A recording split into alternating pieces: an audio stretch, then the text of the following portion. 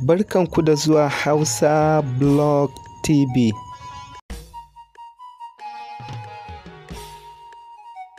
Ali Jita ya amsa sunansa matuƙa a ɓangaren waƙa. Wannan ne babban dalilin da yasa a kowane lokaci akan kira Ali Jita domin ya ba da gudunmuwarsa idan za a yi aure. Haka zalika a bukukuwan sallah, Ali Jita yakan je jihohi da ƙasashen Afirka domin ya ba su gudunmuwarsa, ya nuna basirar da Allah ya ba shi a ɓangaren waƙa. Haka zalika, ko a kwanakin baya an gayyace ɗaya daga cikin 'ya'yan Ali Jita take rera waƙa ga mahaifin nata, wanda ya sa mutane da dama suke ganin cewa Ali Jita ko da ya kwanta dama yana da magaji a cikin 'ya'yan nasa.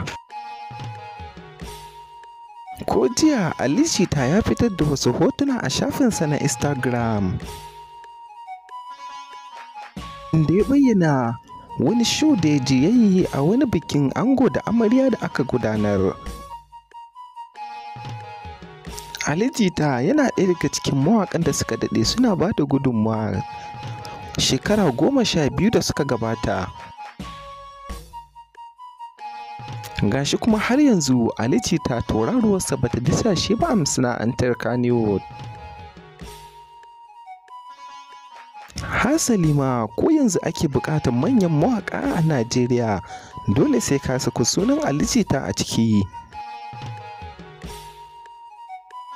Ku ci gaba da bibiyan mu a shafinmu mai suna Hausa Blog TV. Kana ku danna subscribe, sannan ku danna alamar ƙararrawa don sanar da ku da zarar mun ɗora sababbin shirye-shiryenmu. Mun gode.